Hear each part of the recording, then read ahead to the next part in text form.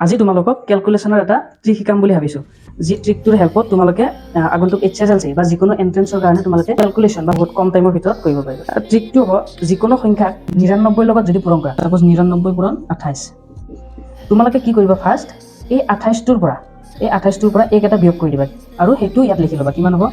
28 28 ৰ পৰা এক বিয়োগ কৰিলে মানে যিটো সংখ্যা দিয়া থাকে তাৰ পৰা এক বিয়োগ কৰিবা তাৰ পাছত তোমালোকে কি কৰিবা এই 99 যেটো 9 আছে এই 9 ৰ পৰা ইয়াৰে ফাৰ্স্ট সংখ্যাটো মানে 7 টো বিয়োগ কৰিবা 9 ৰ পৰা 7 বিয়োগ কৰিলে কিমান থাকিব 2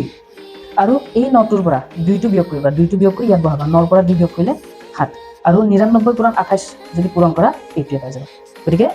এটা লাইনতে তোমালোকে ক্যালকুলেশনটো কৰিব পাৰিবা আৰু এটা কৈ দিছো সাপোজ 5699 প্ৰথম কি কৰিবা 56 ৰ পৰা 1 বিয়োগ কৰিলে থাকিব 55 আৰু 9 ৰ পৰা 5 বিয়োগ কৰা 4 থাকিব আৰু 9 ৰ পৰা 5 বিয়োগ কৰা কিমান থাকিব 4 গতিকে আমাৰ এনসাৰটো ওলাই যাব